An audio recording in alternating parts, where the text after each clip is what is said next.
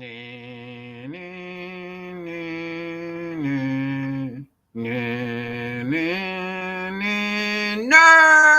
What's up, nerds? It's your boy, the OGGM, coming to you mostly undead on this, the 7th day of spooky month in the year of our spooky lord, Steve the Cat, 2023. It is a bright, sunny, hot, beautiful Saturday morning. Obviously the perfect time to talk about Halloween, because nothing says horror like a bright, beautiful Saturday morning. But first, I just want to remind everybody yet again that this exists. The zombie apocalypse, zombie pandemic preparedness guide is back on the CDC website. And I think this is one of the coolest things ever. I've talked about it before, especially last Halloween. I try and bring it up every year, talking about zombies because we love zombies and how this all started and why the CDC did this. And it's just, say you could be pro CDC, you could be totally against CDC, pro vaccination, against vaccination. This is still just fucking brilliant. Okay. It is just ridiculously silly. And just the fact that the CDC took something and turned it into a way to prepare people for everyday real life emergencies by taking advantage of the zombie, apocalypse goofiness. Okay, that's just genius. Anyways, we're talking about horror. We're talking about horror because our good friend Ginny D did a video about horror. And then my good friend over at Driving and Dragons did a response video to that video about horror. So Ginny did a video, and we're talking in Ginny's video. She talks about the 3 ways to do horror right and the 2 ways to do horror wrong.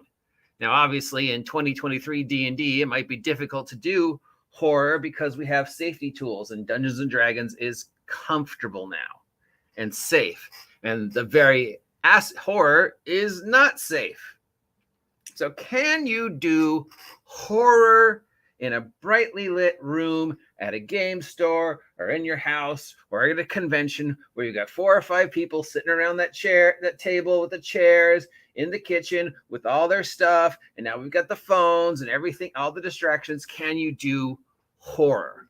Does horror work in D&D? Does horror work when your first level character has access to light?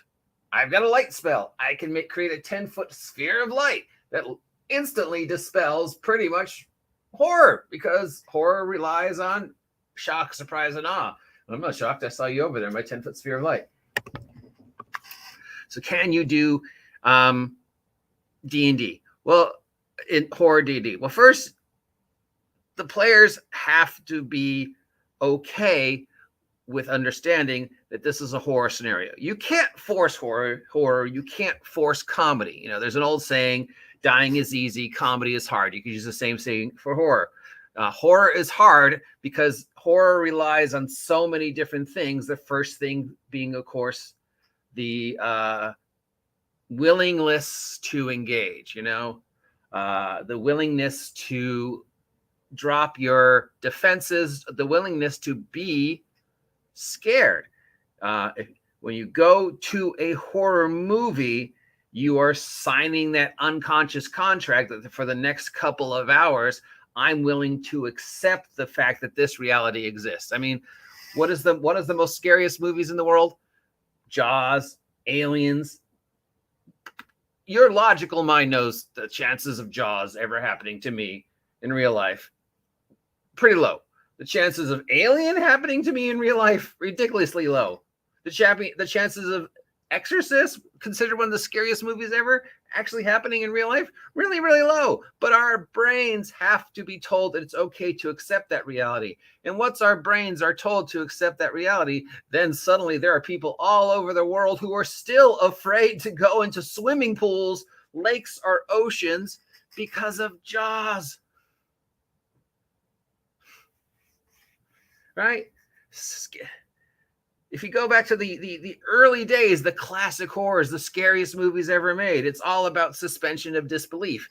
The audience had to be willing to accept the fact that this was happening, right? The Exorcist was happening. This little girl with pancake makeup and red food coloring on her face, spewing out a can of pea soup is the scariest thing in the world when seen in the light of day. It's ridiculous.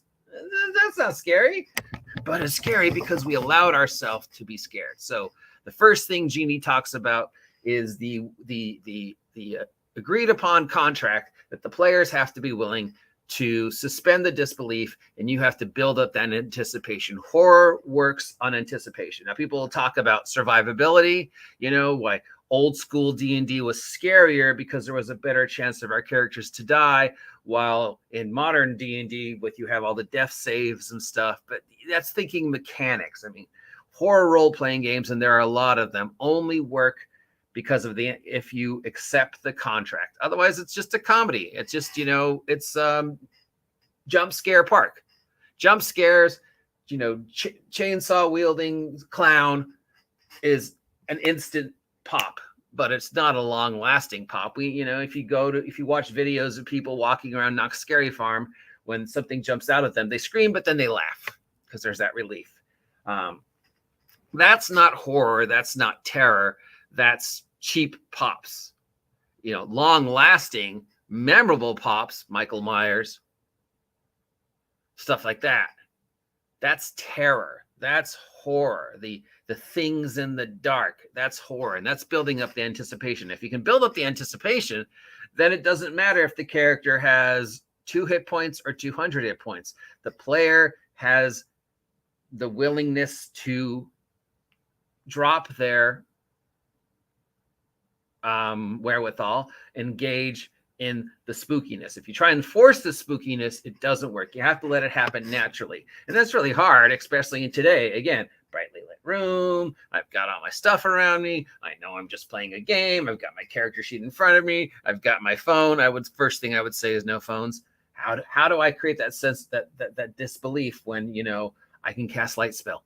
And that's hard. And one of the secrets is setting the mood. Then you're going to hear people talk about props and music and stuff like that. And sure, that might work for some people. Music does help, but you have to keep the music low enough that it doesn't distract from what's going on. Because if the music is unconsciously affecting us, we might not be paying attention to what's going on at the table because we're being distracted by the music. So the music just has to be very subtle. Very subtle noises definitely helps. Sound definitely helps with horror, but the anticipation. I mean, look at the scene. Hannibal Lecter, okay? Hannibal Lecter's Silence of the Lambs does nothing. He sits behind a glass window and talks to Jodie Foster. He talks to Clarice. That's all he does. And yet, it's terrifying. It's terrifying because of the anticipation of what Hannibal is capable of doing. We never see his crimes. They're just spoken of until the end. And, some people don't even like that scene because it takes away from the implied terror. The anticipation of what Hannibal is going to do is the frighteningness. The anticipation with Jodie walking around in the dark and Buffalo Bill following her with the night goggles on. That's anticipation. The anticipation of Laurie walking through the house, knowing that Michael Myers is behind the curtains, but we as the audience know he's there, but we have that anticipation. You have to build up the anticipation. You build up that anticipation by getting your players to invest. And in order to get your players to invest, they have to agree to drop the safety tools. They have to agree that I am going to be okay with being scared, and I'm going to allow myself to be scared for the next 3 hours. It's the same as going to a horror movie. If you've got everybody sitting there with their cell phones and they're talking to each other, and the crunchiness, of the popcorn, that's really hard to engage, which is why horror movies, especially later horror movies like, Scream or whatever, rely more on jump scares and try and get an early jump scare in. It's a cheap pop, but we rely on that jump scares to get the people in the audience who are eating their popcorn and chatting with the person next door and on their phone or whatever, or joking around, to pay attention and focus on the screen. And then we start the build up. The scariest movies work on that, but the audience needs to be hooked in, which is, 10,000, 100 people in a dark room together isn't very scary.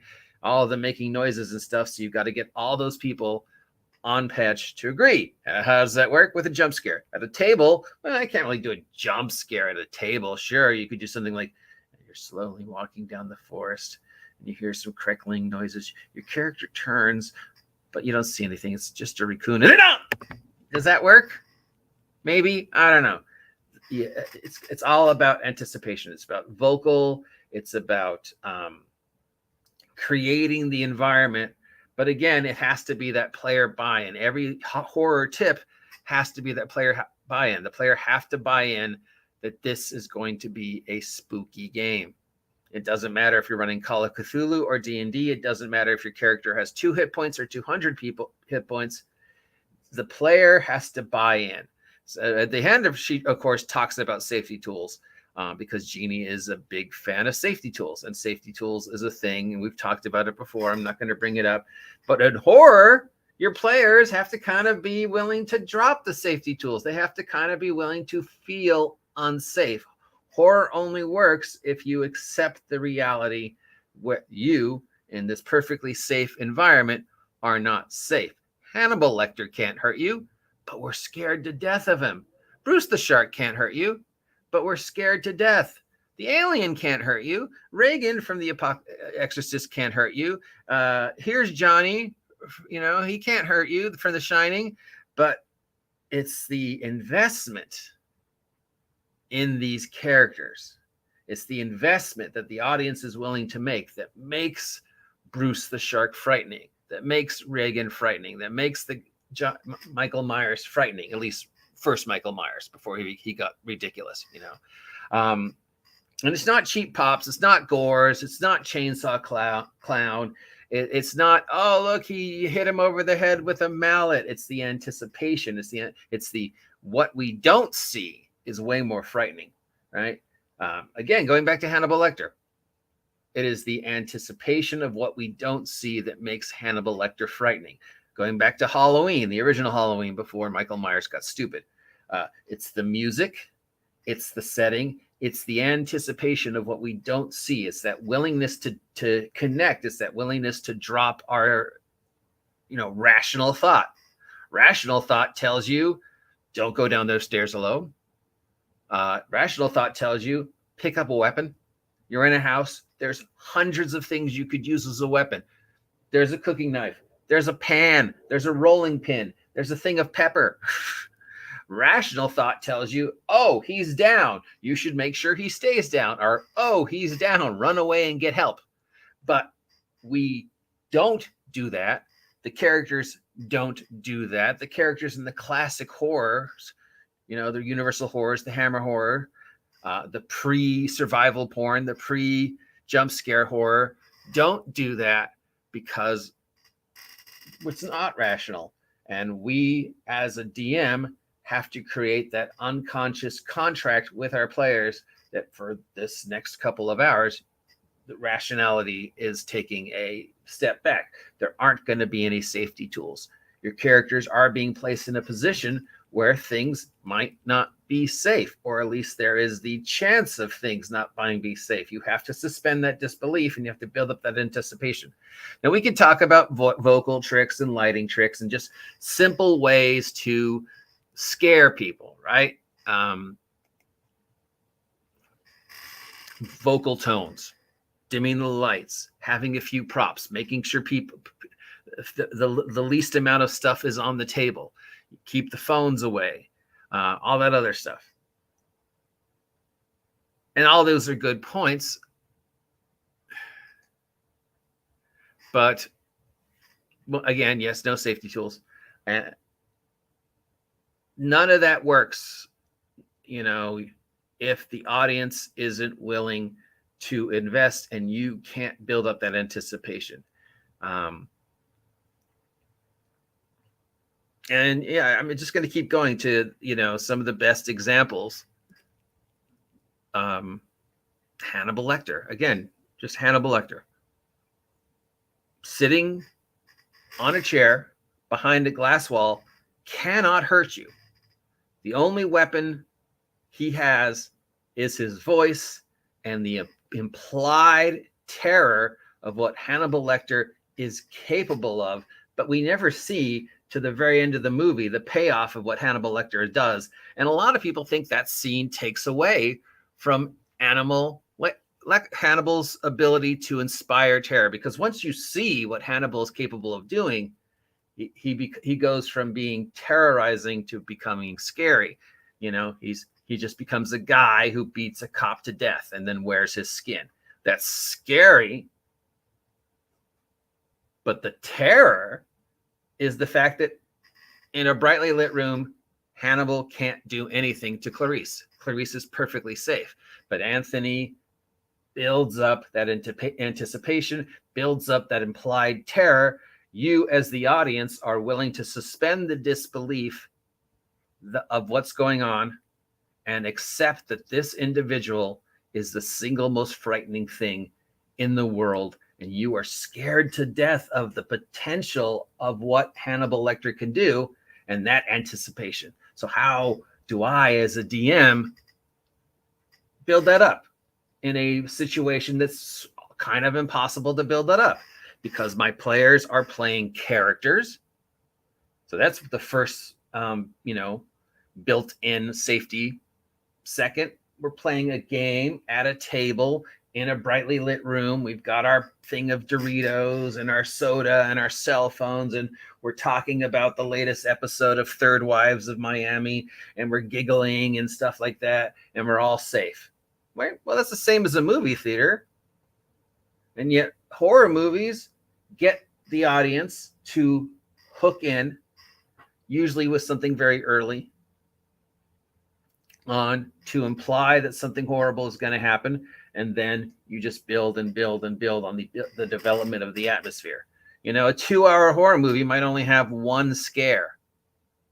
But if you build that scare up, that anticipation up, that willingness to disbelieve, that the audience, your players, are going to all agree that there's going to be no safety tools. We're not going to be playing lines. We're not going to be veiling veils. The phones have to be away. You know, maybe if you're playing at your house, you can dim the lights. But, you know, this is the real world. And you can't know what's going to happen at a game table if you're playing at a store. And if you're playing online, well, that's even more things that are going to distract your players. So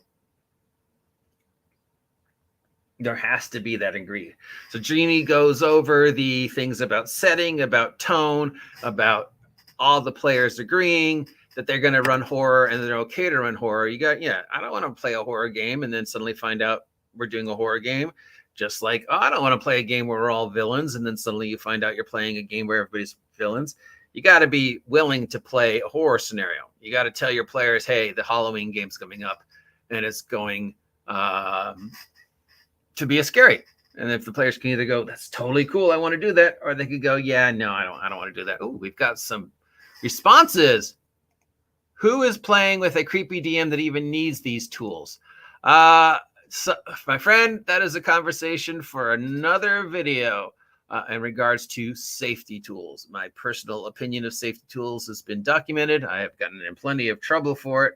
My personal opinion of Ginny and her use of safety tools is also well documented. So yeah. For decades, I don't see players forming groups that need these so-called tools. D&D groups are tight-knit friends with high trust together. I would agree. I would agree. For the first 40 some odd years of the hobby, I'm not aware of anybody on the planet doing this. It's only very recent, in the last 10, 12 years, that safety tools has become a thing. Now, maybe they've always been there, or maybe I was just very lucky. I've asked people for examples, and some of them have said, well, if only. But most people, especially older gamers, are like, we never needed this because we trusted each other and we were adults and we knew what was okay. And we had session 0 and we had conversations because we talked to each other.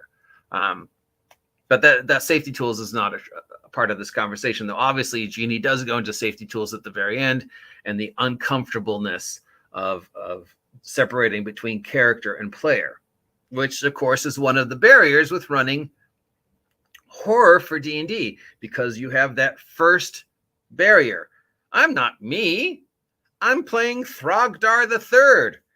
who is a character on a piece of paper who is wearing chainmail and is wielding a sword and has oil and stuff like that. And Throgdar the Third, or Spiff Spaceman, or Susie Superhero, or Harvey Horror role-playing game, or Willie Western role-playing game, are characters in a scenario being run by my friend at this table in this brightly lit room.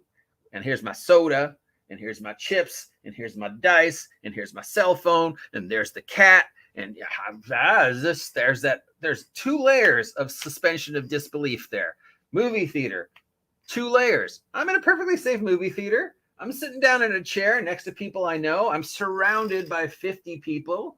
I've got my popcorn, I've got my soda, I've got my phone, I've got the coming attractions, I've got the guy whispering behind me. How do I suspend disbelief? And yet it works. We do it because there's that agreed upon contract where we say, for the next 2 hours, I am going to accept the reality of a bunch of teenagers at a summer camp without a single adult, all of whom have the IQ of a cardboard box, and that this guy in this hockey mask can systematically kill all these idiots, even though logically, 1, I'm perfectly safe. 2, the scenario makes no sense. But we suspend disbelief. So all these hints that Ginny gives, they're pretty basic, but she's spot on. They're all just starter screenwriting, beginning, storytelling hints on how to run horror. But all the hints that anybody are going to give you about terror mean nothing if your players don't agree to the contract that for the next 3 hours, I am willing to be scared. I am willing to feel unsafe. And if I do get too scared, well, I know I can get up and walk out, just like in a movie. I can get up and walk out, right?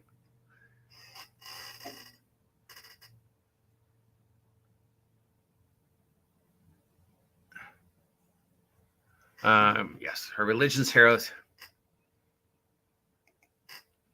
Ginny neutered what was good. There wasn't her advice. Her religion's adherence to safety tools and modern gaming conventions. Yeah, once she started getting in that, yeah, her 2 things of do not do this are the 2 things you absolutely have to do to run horror. But that's on the players. That's on your audience. I can say, okay, guys, I'm running horror for the Halloween game, and I need you to be okay with playing a horror scenario, and this is what I need. Don't bring your phones, blah blah blah blah blah. Your audience has to be willing to say, yes, that's okay. I understand when I'm walking into Silence of the Lambs that I might be presented with a scenario that's frightening. I understand when I'm walking into a movie called Jaws that I'm probably going to see a shark eat people, and I have to be okay with that. If I understand when I'm going to see a movie called The Exorcist that I might see some pretty horrible, fucked up shit, and I need to be okay with that. Okay?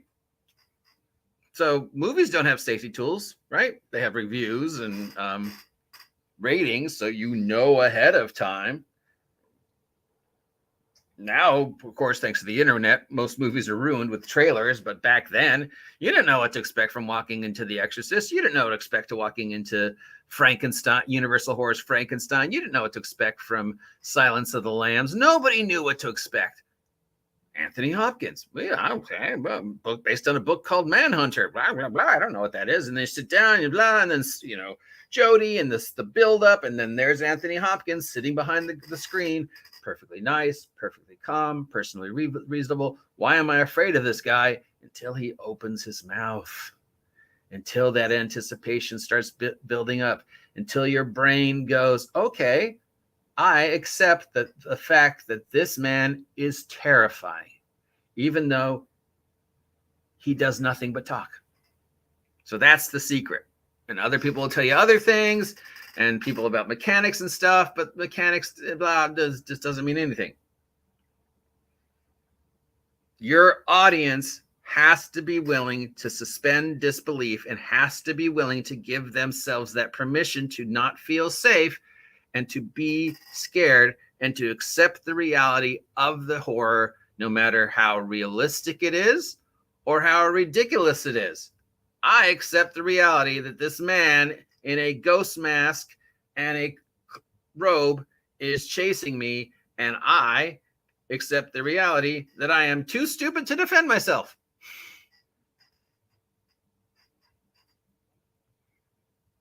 Well, I've wasted 25 minutes on this topic, which is probably 25 minutes too much. Just remind you again, if you haven't seen it, I highly recommend giving yourself a laugh. Go to the CDC and check out the zombie apocalypse survival guide that they made. Pure frickin' brilliance. I absolutely love it. As you know, because I bring it up. Support me, CDC. I will sell out. That's it for horror. Agree with me, disagree with me. I think this is one of Ginny's betters until the end. This is the Ginny D I like to see until the end. Good one, Ginny. Till next time, I'll talk to you later. Have a great Saturday. See ya. Hello, Clarice. We did the mash.